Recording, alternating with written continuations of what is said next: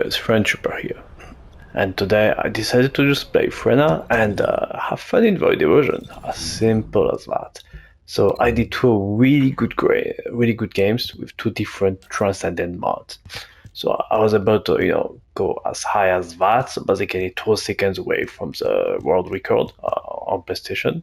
If I didn't mess up, I would have got it, but well, I didn't, which is okay. So I tried Venom Synthesis, and I kind of compared it with a Toxic Mixture.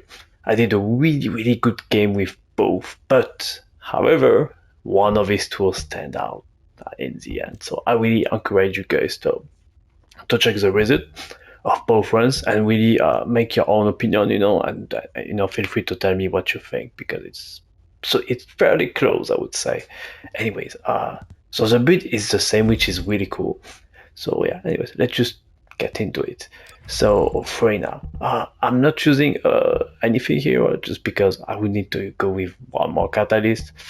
And honestly, no thanks. So I've used enough. Okay, like check this out. I have extra catalyst already. I'm like 4. Okay, so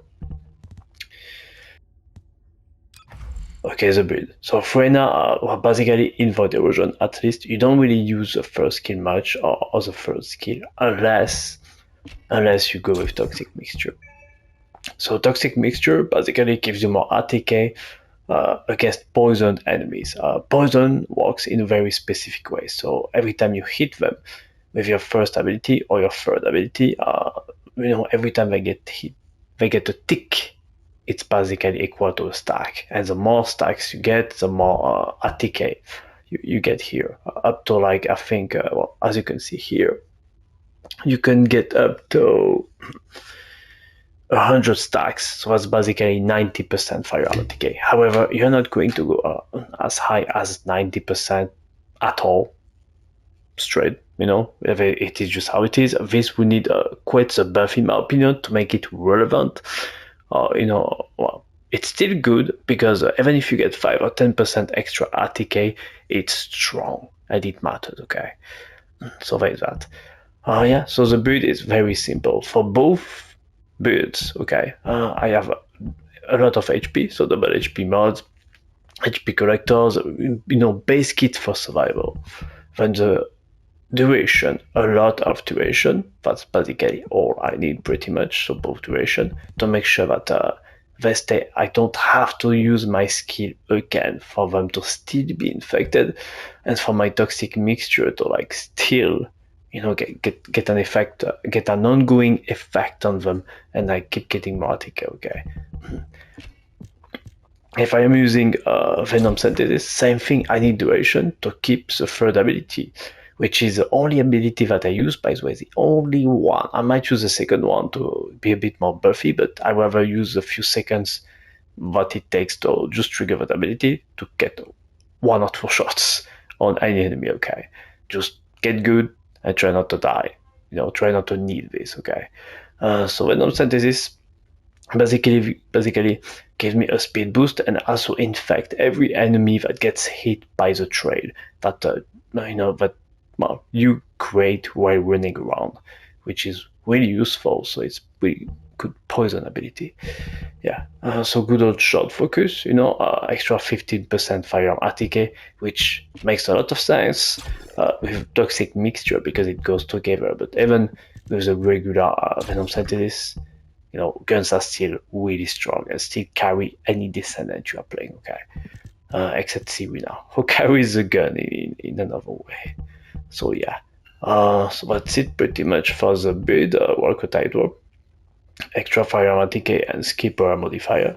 Every time I'm like a little bit injured, and as you will see, that does pay off. I'm very often 50% or less HP, even though those enemies do a lot of damage, so that's normal to be often low, right? As long as you're not dead, obviously. Just stating the obvious, but you never know. So mid-air maneuvering, to me it's the best one. Anyways, and obviously a little bit of cooldown, just enough. You don't need much really. And you actually don't have a lot of time to use your abilities. So for the reactor, I went with additional skill ATK when attacking Legion of Darkness, which is the highest damage stat you can find out there, okay? And skill duration up, which is the most useful. So the longer your skill lasts, the longer you can get, that good toxic mixture in, okay? But here, volcanic auxiliary power, which is meta, and I would say sadly, okay, sadly is the best. I would really love to use this, but I feel like even this pragmatic I get from it is not fast enough. I would need to get right away something equal to what I get here, which is which is 10%. Okay, so sadly you have to go with in my opinion, so volcanic auxiliary power for the 10% ATK with both hand cannon and handgun. Invention reinforcement, reload speed, chill focus round, and malevolent but simple. Arche tuning, very specific here. I went with something different. So so a lot of ATK. Okay. What? Okay, I messed up here. I actually messed up here. That's interesting. Anyways, a lot of ATK, critical hit damage and critical hit rate and reload speed. Okay, reload time modifier. I really think that this is extremely important. Having this now in the devotion, simply because it doesn't work by itself, but if you couple it with that, then it becomes super cool. Okay, very very cool and very effective within your gameplay. Yeah, so now for the guns, same as usual, really a good old last tagger, right? I made some changes to my level and build, but nothing too crazy, just I'm simply not using cheap priority anymore because of the reload speed. Reload speed actually matters more than I thought, so yeah, very good. Anyways, thanks for watching. Enjoy playing Freyna in any way you want. With any build, I think she's fairly interesting. Obviously, for mobbing, just in case, you guys want to go with Contagion, most likely. But we're not here to talk about mobbing. We are here to talk about the hardest content in the game. I really want to put a stamp on that.